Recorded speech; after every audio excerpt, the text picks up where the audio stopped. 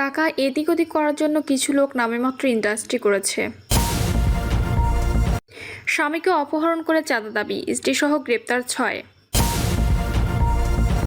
আওয়ামী লীগ অপকর্ম করতে চাইলে কোনোভাবে ছাড় পাবে না, বলছেন স্বরাষ্ট্র উপদেষ্টা। জানাবো ফের বেড়েছে চালের দাম। এবং সর্বশেষ জানাবো 2 থেকে 3 সপ্তাহের মধ্যে সৌদি আরবের সঙ্গে শ্রমিক নিয়ে চুক্তি হবে, বলছেন আসিফ নজরুল। শুনছিলেন সংবাদ শিরোনাম, এবারে বিস্তারিত। স্বামীকে অপহরণ করে চাঁদা দাবি, স্ত্রীসহ গ্রেপ্তার 6। টাঙ্গাইলের মির্জাপুরে অপহরণ করে চাঁদা দাবির অভিযোগে এক নারীসহ 6 জনকে গ্রেপ্তার করেছে পুলিশ। গ্রেপ্তার ব্যক্তিদের মধ্যে অপহরণের শিকার ব্যক্তির স্ত্রীও রয়েছেন। পুলিশ জানায়, একই ইটভাটায় কাজ করার সময় অপহরণের শিকার আব্দুর রহিমের সঙ্গে গ্রেপ্তার আকলিমা আক্তারের প্রেমের সম্পর্ক গড়ে ওঠে। এক পর্যায়ে তারা বিয়েও করেন। ইটভাটার উৎপাদন কার্যক্রম বন্ধ হয়ে যাওয়ার পর আব্দুর রহিম তার নিজ এলাকায় চলে যান। সেখানে তার আরেক স্ত্রী রয়েছেন। 6 থেকে 7 মাস ধরে আব্দুর রহিম যোগাযোগ না করায় তাকে শায়েস্তা করার ফোন দিয়েছেন স্ত্রী আকলিমা। ফোন করে তাকে মির্জাপুর আসতে বলেন তিনি। আব্দুর রহিম মির্জাপুরে আকলিমার ভাড়া বাসায় আসার পরপরই এই মামলায় পলাতক রাকিব হোসেনের নেতৃত্বে গ্রেপ্তার অন্যান্যরা তাকে মারধর করেন। পরে গোড়াই পালপাড়ার একটি বাড়িতে নিয়ে জিম্মি করে। এ সময় স্বজনদের কাছে ফোন করে 4 লাখ টাকা দাবি করা হয়। জিম্মি আব্দুর রহিমের স্বজনরা 999 নম্বরে ফোন করে বিষয়টি পুলিশকে জানান। শুক্রবার রাতে অভিযান চালিয়ে ঘটনার সঙ্গে জড়িতদের গ্রেপ্তার করা হয়। এ বিষয়ে মির্জাপুর থানার ভারপ্রাপ্ত কর্মকর্তা মোহাম্মদ রাশেদুল ইসলাম বলেন, গ্রেপ্তার ব্যক্তিরা এলাকায় মাদক নির্মূল কমিটির নেতৃত্বে দেন, কিন্তু অন্তরালে তারা অপহরণ সহ বিভিন্নভাবে চাঁদাবাজি করে যাচ্ছিলেন বলে অভিযোগ রয়েছে। আওয়ামী লীগ অপকর্ম করতে চাইলে কোনোভাবে ছাড় পাবে না, বলছেন স্বরাষ্ট্র উপদেষ্টা। আওয়ামী লীগের কার্যক্রম যেহেতু নিষিদ্ধ, সেহেতু তারা কোনো অপকর্ম করতে চাইলে কোনোভাবেই ছাড় পাবে না বলে মন্তব্য করেছেন স্বরাষ্ট্র উপদেষ্টা লেফটেন্যান্ট জেনারেল জাহাঙ্গীর আলম চৌধুরী। 5ই আগস্টে ঘিরে দেশে কোনো শঙ্কা রয়েছে কিনা জানতে চাইলে উপদেষ্টা বলেন, আল্লাহ চাইলে কোনো ধরনের শঙ্কা নেই। আপনারা যেভাবে সাহায্য সহযোগিতা করে যাচ্ছেন তাতে কোনো শঙ্কা নেই। আওয়ামী লীগ গুপ্তভাবে তাদের কার্যক্রম চালিয়ে যাচ্ছে। আমরা দেখছি সেখানে সেনাবাহিনী একজন কর্মকর্তাও জড়িত। তাদের কার্যক্রম বন্ধ করতে কী উদ্যোগ নেওয়া হয়েছে? এক সাংবাদিকদের এমন প্রশ্নের জবাবে তিনি বলেন, যে বাহিনী যেই জড়িত থাকবে কাউকে ছাড় দেওয়া হবে না, সবাইকে আইনের আওতায় নিয়ে আসা হবে। স্বরাষ্ট্র উপদেষ্টা বলেন, যেহেতু তাদের কার্যক্রম নিষিদ্ধ করা হয়েছে, সেহেতু তারা কোনো অপকর্ম করতে চাইলে কোনোভাবেই ছাড় পাবে না। আওয়ামী লীগের গোপন প্রশিক্ষণের বিষয়ে জানতে চাইলে তিনি বলেন, এটা তদন্তের বিষয়, তদন্ত করলে সব জানা যাবে। সংবাদকর্মীদের উদ্দেশ্যে তিনি বলেন, আপনারা সত্য ঘটনাটা প্রকাশ করুন। সত্য ঘটনা প্রকাশ করলে জনগণ উপকৃত হয় এবং দেশের আইন শৃঙ্খলা পরিস্থিতিও উন্নতি হয়। ফের বেড়েছে চালের দাম।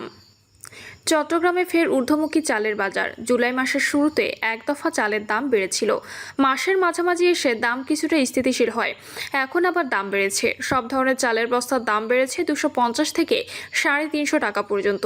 উপজেলাগুলোতে দাম আরও বেশি। ব্যবসায়ীদের দাবি, বোরো মৌসুম শেষ হওয়ার বাজারে চালের সরবরাহ কমেছে। কিছু অসাধু মিল মালিক ও ব্যবসায়ী চাল বেপরোয়াভাবে মজুত করছেন। এসব কারণে মূলত চালের দাম হু হু করে বাড়ছে। এছাড়া কিছু কিছু কর্পোরেট হাউস সরকারের নির্দেশনা অমান্য করে বিপুল পরিমাণ চাল মজুত করে রাখছে। এই কারণে দিন দিন চালের বাজার অস্থির হচ্ছে। দাম বাড়ার এই তালিকায় রয়েছে সয়াবিন তেল, পাম অয়েল, মসুর ডাল, মুগ ডাল ও পেঁয়াজ। জেলা প্রশাসন ও খাদ্য বিভাগের কর্মকর্তারা বাজারে অভিযান পরিচালনা করেও চালের বাজার নিয়ন্ত্রণ করতে পারছে না। এদিকে কোনো কারণ ছাড়াই বেড়েছে বিভিন্ন নিত্যপণ্যের দাম। মৌসুমে চালের অতিরিক্ত দাম নিয়ে ক্রেতাদের মধ্যে অস্বস্তি বিরাজ করছে। জেলা প্রশাসনের কর্মকর্তারা জানান, গোয়েন্দা তথ্যের ভিত্তিতে অবৈধভাবে বিপুল পরিমাণ চাল মজুতদারদের বিরুদ্ধে নগরীর চাকতাই চালপট্টিতে অভিযান পরিচালনা করা হয়। সরকারের নির্দেশ অমান্য করে ও বাজারের স্থিতিশীলতা নষ্ট করতে অতিরিক্ত চাল মজুত করে রেখেছেন। অভিযানে অতিরিক্ত চাল মজুত রাখায় ও ফুড গ্রেন লাইসেন্স না থাকায় 2টি প্রতিষ্ঠানকে জরিমানা করা হয়। এছাড়া বেশ কিছু প্রতিষ্ঠানকে সতর্ক করা হয়। এরপর প্রতিনিয়ত অভিযান চালানো হচ্ছে। তারপরও চালের বাজার নিয়ন্ত্রণে আনা যাচ্ছে না। নগরীর চাকতাই চালপট্টি ঘুরে দেখা যায় সব ধরনের চালের দাম বেড়েছে।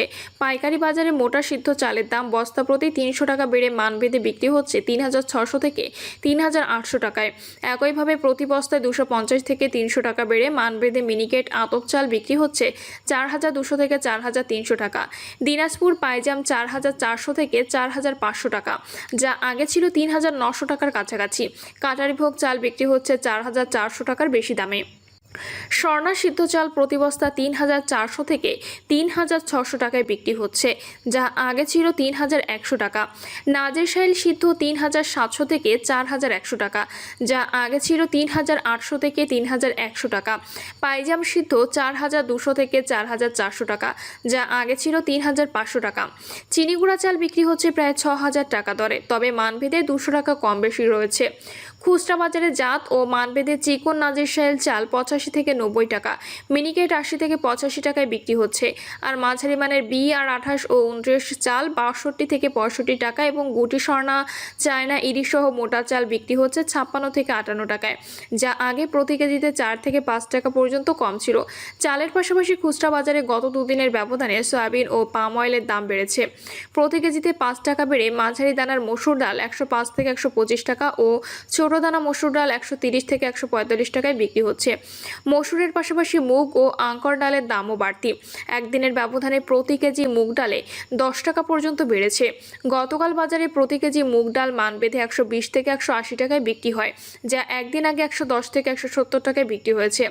আর আঙ্কর ডালের কেজিতে 5 টাকা বেড়ে তা 60 থেকে 80 টাকায় বিক্রি হচ্ছে। প্রতি কেজি লিটার বোতলজাত সয়াবিন তেল 5 টাকা বেড়ে 375 থেকে 378 টাকা বিক্রি হচ্ছে। আর প্রতি লিটার খোলা পাম অয়েল 2 টাকা বেড়ে 150 থেকে 155 টাকা ও সুপার পাম অয়েল 2 টাকা বেড়ে 152 থেকে 162 টাকা বিক্রি হচ্ছে। বেড়েছে মসুর ডালের দাম। পেঁয়াজ বিক্রি হচ্ছে 65 থেকে 70 টাকা, তবে মানভেদে 5 টাকা কম বেশি রয়েছে। প্রিয় দর্শক, এই ছিল এখনকার সর্বশেষ সংবাদ। আপডেট সব সংবাদ পেতে চ্যানেলটি সাবস্ক্রাইব করে বেল আইকনটি ক্লিক করে রাখুন।